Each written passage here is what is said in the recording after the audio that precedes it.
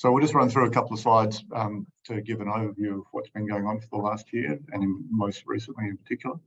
And then there's a variety of other information at the back if anyone has any questions.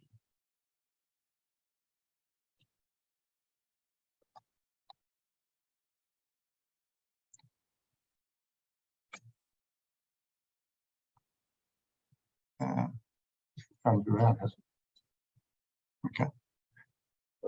What's wrong with this one? Oh, okay. I just thought we had a slightly different startup just to talk about things. So Caravel's recently completed the capital raising. So we now have around 40 million in net cash and market capitalisation of about 105 million with the new shares included in the shares on issue. So just under 480 million shares on issue now.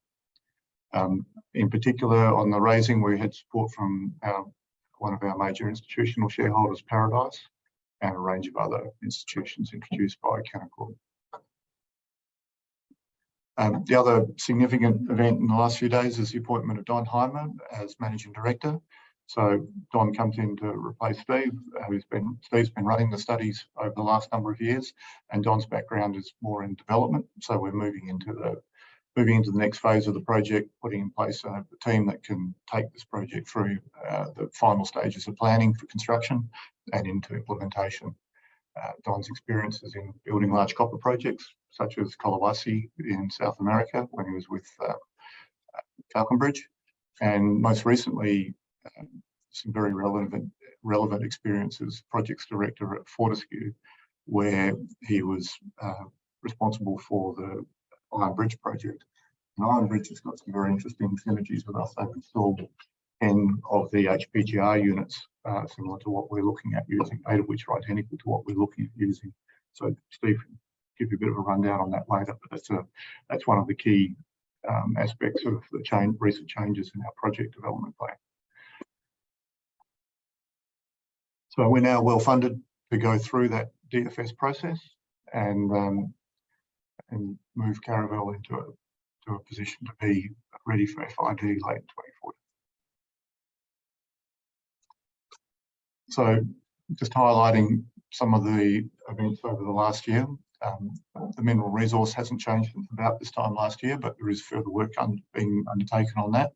So we remain as the largest undeveloped copper project in Australia, and I think that resource is very likely to grow, as we'll show in a couple of slides later. The scoping study that we completed last year then got developed into the PFS that we released in July, and then most importantly the updated PFS that we released in September, which is what the basis of some of the following information is. The outlook for copper remains very good, whilst it's been a bit weak this year after peaking back in about March and drifting sideways because of all the other things going on in the year. The fundamentals remain extremely strong, with the output from the major producers in decline, and inventories are now at historical lows on the LME, and very high premiums being paid for copper in Shanghai, and the outlook for demand continuing to increase with further and further commitments to major renewable energy projects, which are extremely copper intensive. So we're in a very interesting market where supply is definitely going to fall away from the majors. It's unavoidable, and demand appears to be set for a record increase. So there's going to be a very large gap that has to affect the price substantially. That's expected to happen sometime in the next couple of years, where there's a few new projects that have just come on that are keeping the market in balance right now, but the deficit really opens in about 2024, which is almost perfect timing for when we get to FID and the decision to go ahead.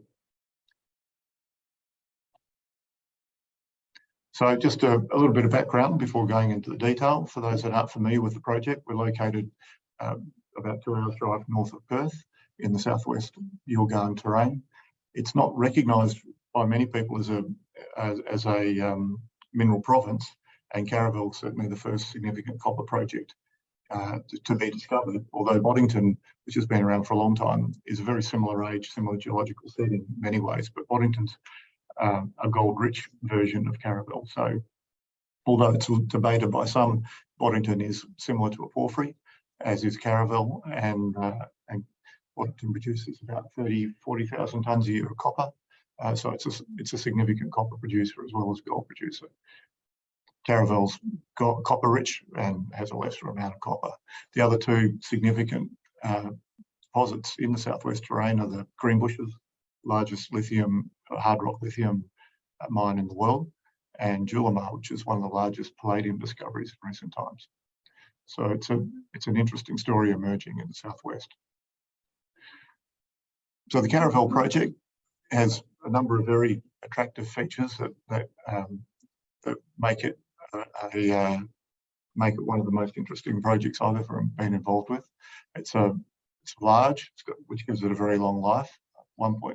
Just under 3 million tonnes in resource now, and nearly half of that in reserves. It's a very simple project. It's bulk, open cut bulk mining, which makes it possible to do that at very low cost, and it's very conventional mineral processing. Importantly, that we're on the grid, on the southwest grid, so power inputs into both the mining and the processing help drive down those costs substantially, and that's a key attribute for these types of projects. We're located very convenient to existing infrastructure. There's a heavy haulage road giving us direct linkage through to the port at Bunbury, and we also have a number of towns in the area that provide regional services and labour. Our environmental footprint should be very minimal because we're in open cleared land, farming land, and much of the project layout will be on soil affected country. The ESG metrics of the project are very good because we use a high level of electrification, particularly in the mining fleet, which offsets our diesel consumption. And we, being close to Perth, we still expect to take full advantage of remote operations opportunities because the fleet will be highly automated. So we expect to have an attractive workplace which allows people to have great flexibility to work from centres in the city, as well as being able to commute to the project without having to go through FIFO. So the Caravel project scale places it as the 4th largest copper discovery globally in the last 10 years. And it's the first one on that list in a country that you consider to be desirable for investment at the moment. So it's one of the very few projects in the world that sits in a location that's rated highly for capital investment. That scale is likely to increase. There's a number of opportunities where we see the resource will continue to grow. And as we announced recently, we've now seen mineralisation. Next slide, Steve. We've now seen mineralisation continuing into the footwall of the Bindi as one example, and that has yet to be drilled out, but we can see a very obvious opportunity for substantial resource increases by bringing that into the project. You can see that material sits immediately under the planned pit margin for the PFS, so it's very likely to come into resource. That's the lower limb. It had two names. It was called Bindi Far East when we only knew about it at the top, and then it turns out that it joins into the resource by the current interpretation, and that's looking more and more robust. And so the lower limb and the Bindi Far East prospect are one and the same. We've only drilled those deeper holes at the moment that show where we call it the lower limb, and the shallow holes on the right-hand side is what we initially called the Bindi Far East prospect. So the interp is they all join up. Yeah, it's a good place to find mineralisation immediately in your footwall. That just requires a cutback in the pit, but probably in year 30 or something, Bernie. So I'm not sure if we're going to be too concerned about it. All about that. Not even my highlight. So the history of the project has been that resource has grown as we've continued to drill, and so we've doubled that resource over the last 6 years, and that's could have happened much quicker had we spent more money on drilling. In the future, we expect to see those resources continue to grow in proportion to drilling in the ground.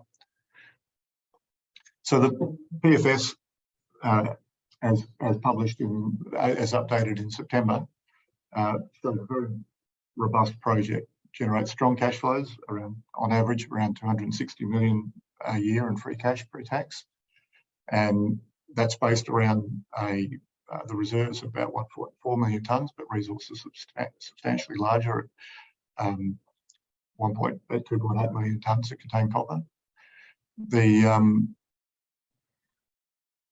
That, as I said before, that positions Caravel as the largest undeveloped copper project in Australia.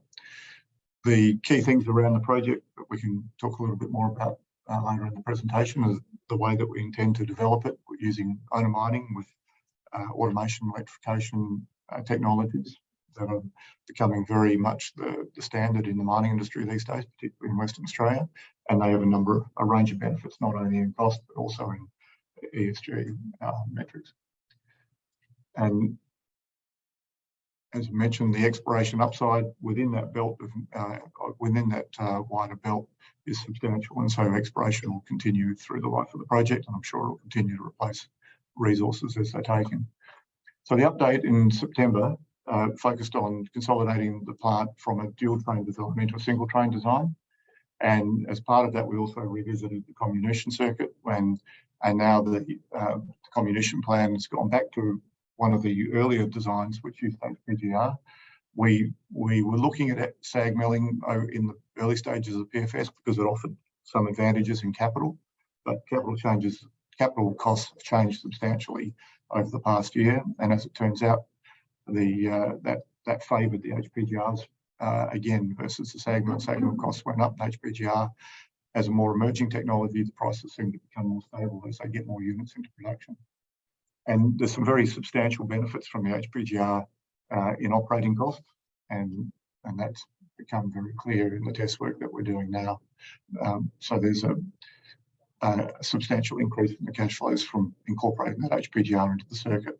We've also been evaluating some variations on the flotation methodology using a technique called coarse particle flotation, and that offers some advantages in the capital and operating costs for the flotation circuit. And the simplification of the flotation circuit was really just consolidating all of the plant into a single train of larger units as opposed to two trains.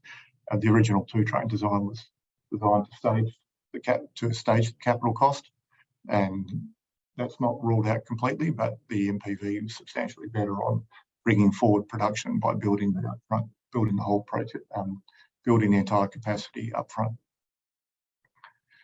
So the outputs from that are that the capital costs have come down by about 100 million, and that's primarily due to the simplification of the flow sheet.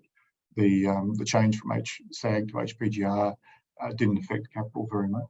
The capital costs are now around 1.1 billion for the plant component of the project, and the substantial change in operating cost from the use of HPGR compared to SAG reduced the operating cost by about $1.30 a tonne, and so that increased cash flows over the life of the project by nearly $1 billion, and that resulted in combination with the capital saving in a $500 million improvement to the MPV.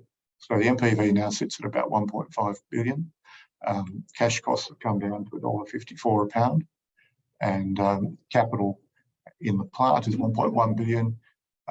There's about just under 200 million in working capital for the mining pre-strip, 300 million in the equipment, which is the mining fleet.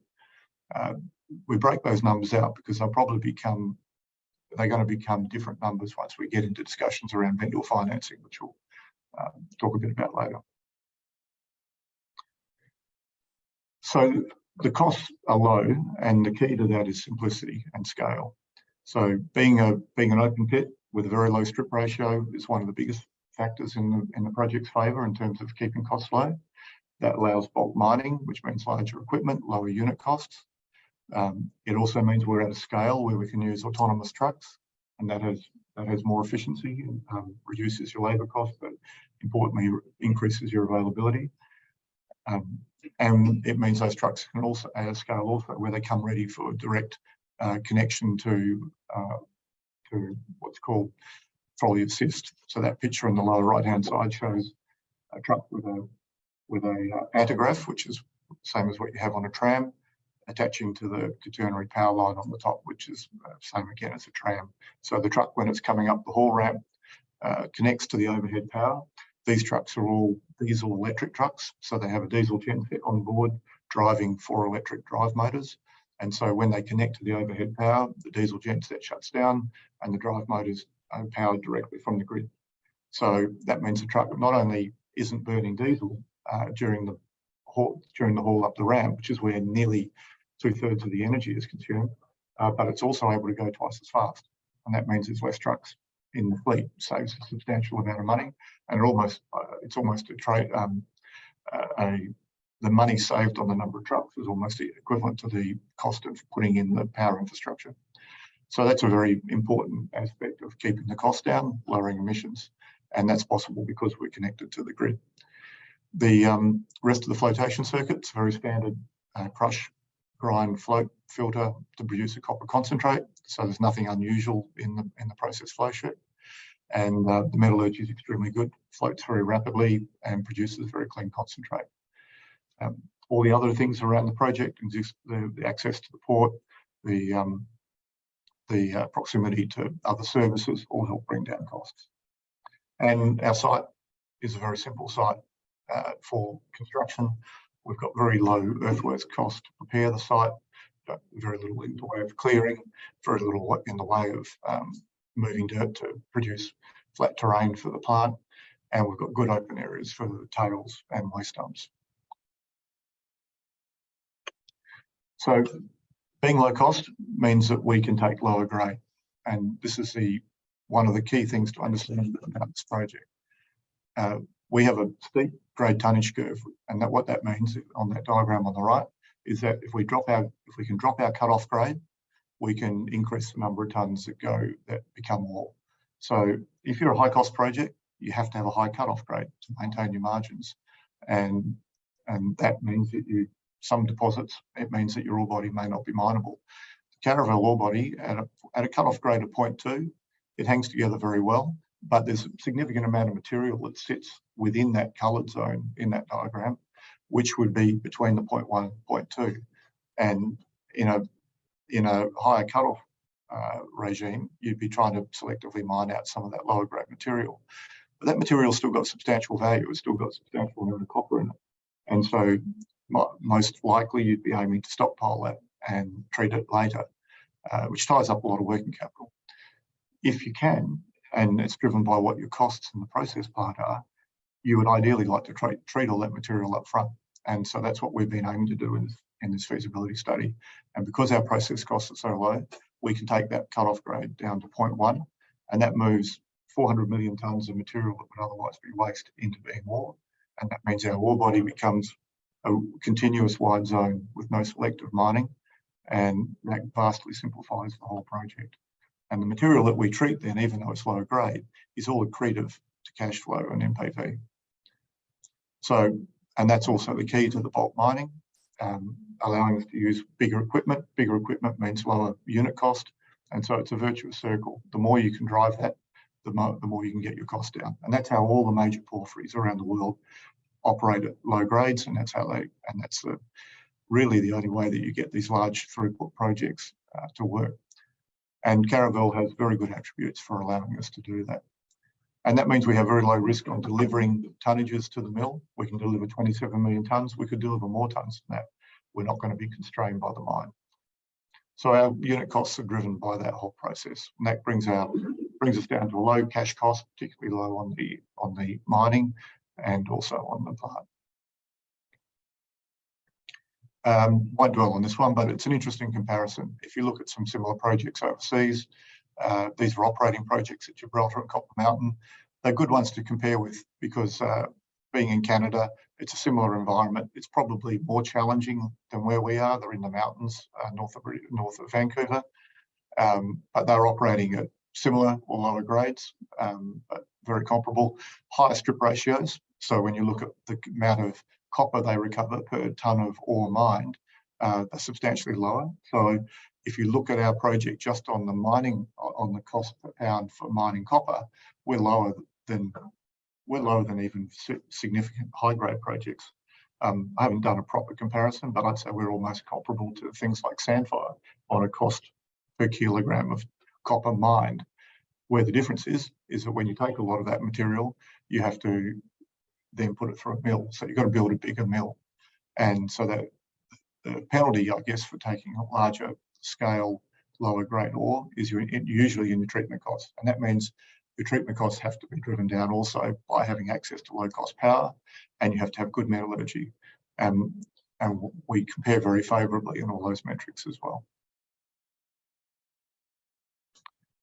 That's just a schematic showing a lot of these things that we're talking about in terms of the modern autonomous mine, with communications and electrification playing a key role in how the whole project works. I won't talk to that in detail.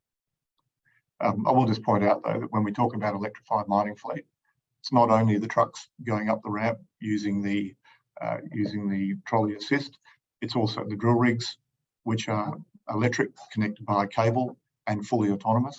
So one operator can control half a dozen drill rigs or more. And also the shovels, which would be electric, connected by cable. They would be manned, however. And all of the other things, dozers and graders, they're conventional at the current time, and many of them are manned, although as time goes by, more and more of those activities are becoming automated as well. Just a quick explanation of some of those points I made earlier about costs. The breakdown of our costs, when you look at total unit costs on a per tonne basis in the bold, we're around $12 a tonne of ore that we put into the mill, and the key components in that on processing and mining are roughly equal, almost identical, as it turns out. Now, on the mining side,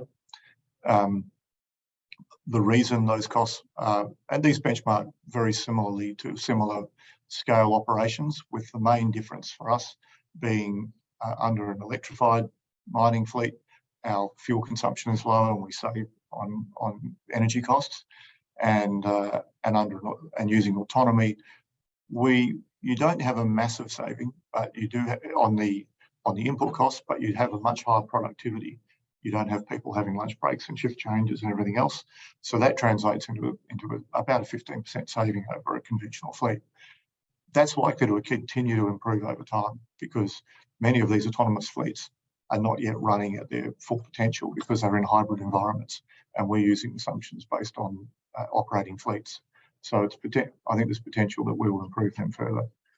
On the processing side, the big variable is power, and power is typically, in many operations, 30% of total operating costs. In ours, it's about 15 or 14, and that's directly a function of being connected to the grid and we're using a power price assumption of about $95 a megawatt hour, which is based on about a $65 a megawatt hour wholesale price, which is where we're at in the West Australian grid presently.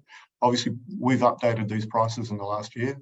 Obviously, energy is a huge issue all around the world at the moment, and prices have gone up everywhere.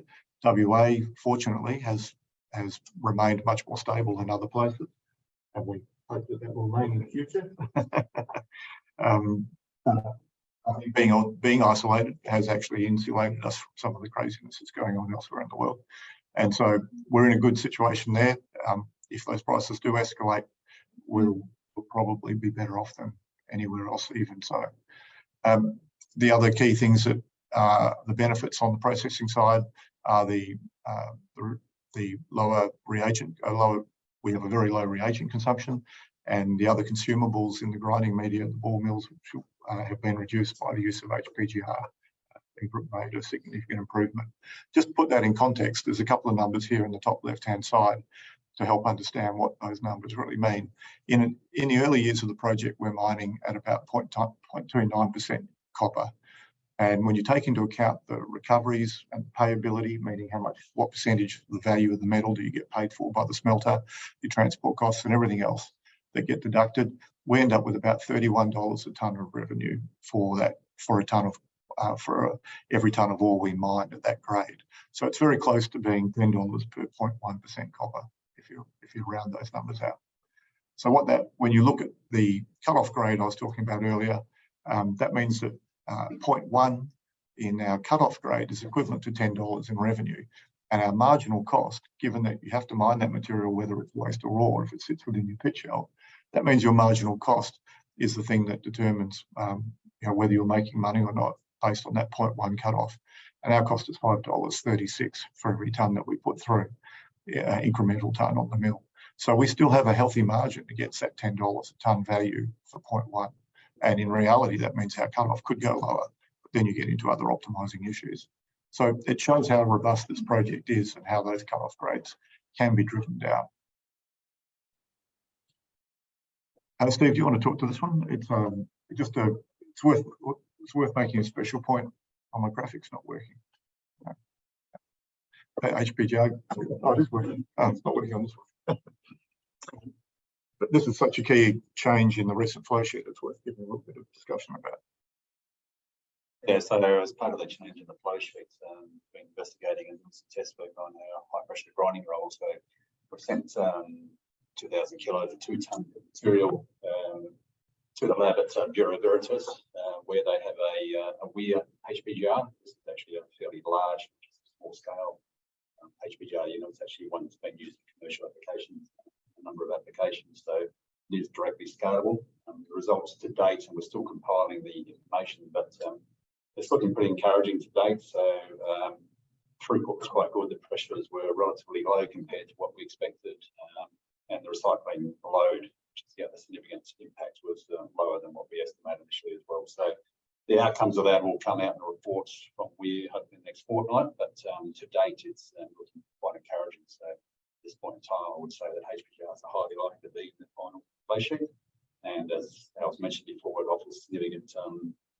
advantages compared to the SAG circuit, particularly in terms of operating costs and power consumption, which is great for our project.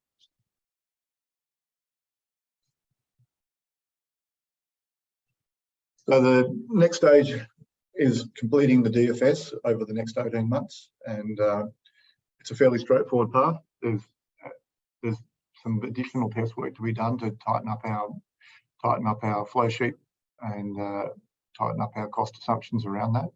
But all of the other activities are well advanced, and in many cases, it's just taking them into a high level of detail.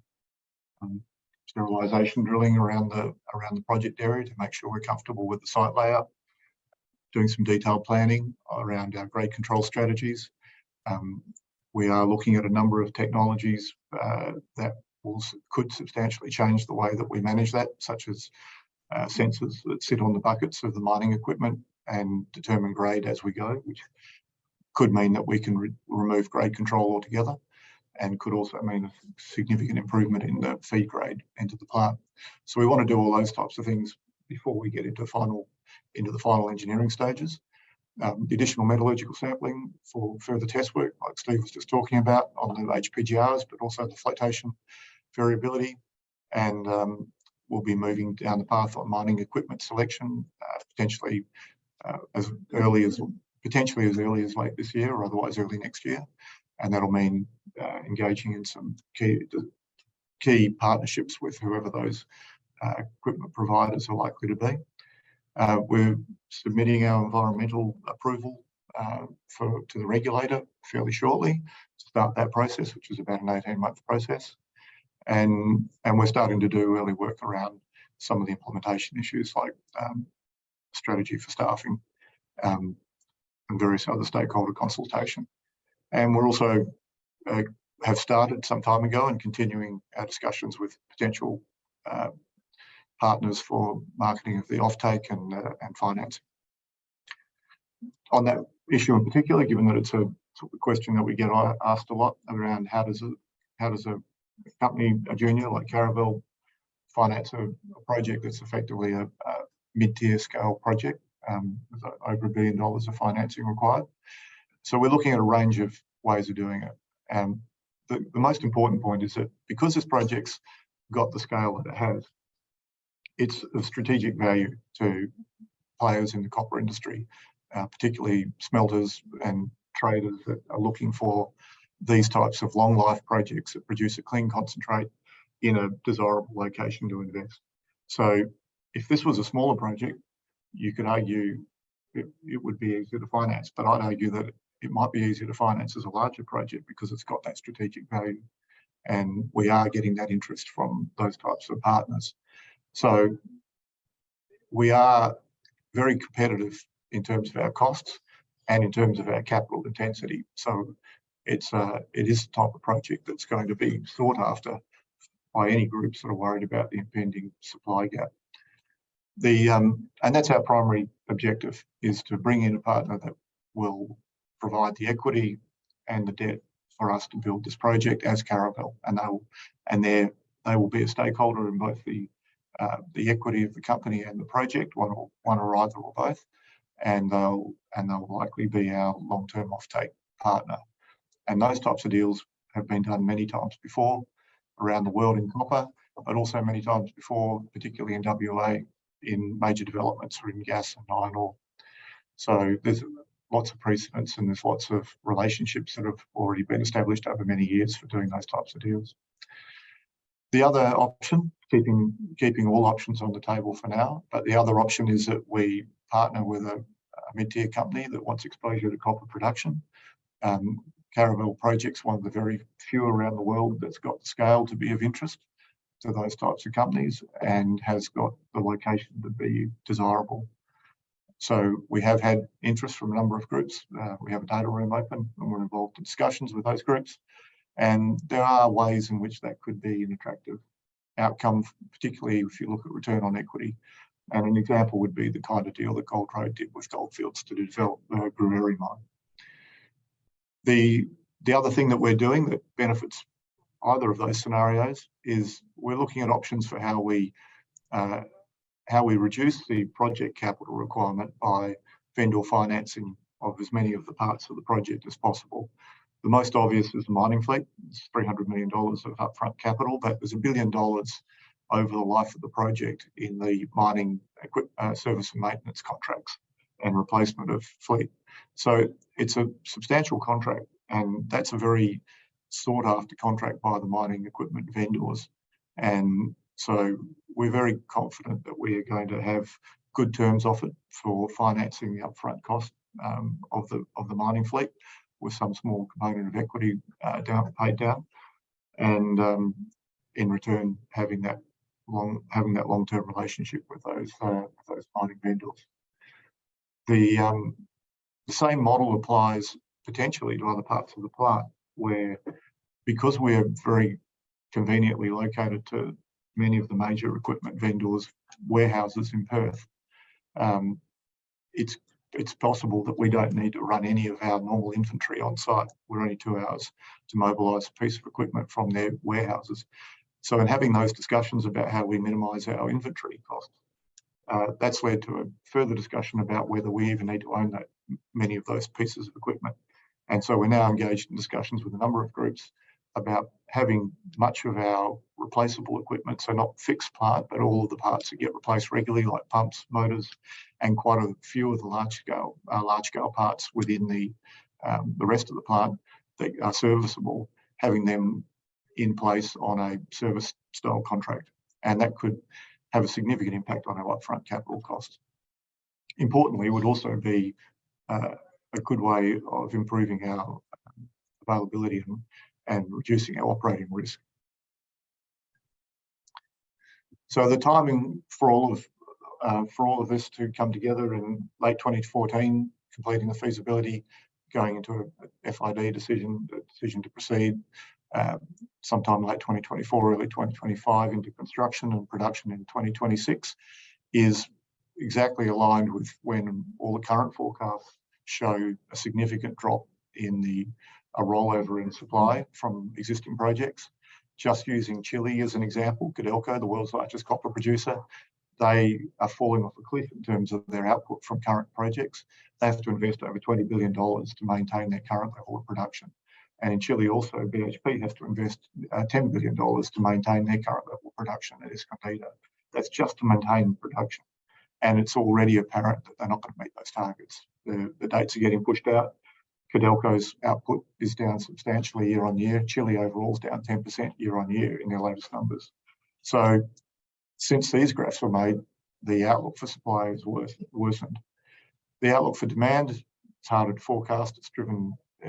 There's a very fundamental long-term trend of increased copper usage, but Goldman Sachs and others in that chart on the right believe that if the current trend towards electrification continues, then that demand increases at the same time as the supply drops, and there'll be a very large deficit in copper in the copper market. And they believe that's going to drive prices up towards $7 a pound.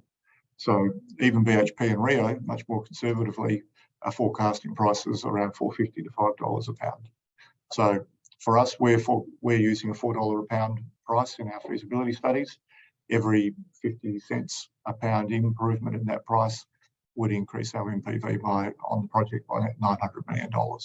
So there's a lot of upside in copper price in the time frame that we're looking at for this project coming online. So Caravel is one of the best exposures to the future copper market that is out there at the moment, with the lowest risk in terms of location, and also we have a good price. We have a good basis of C1 cost right in the middle of the cost curve.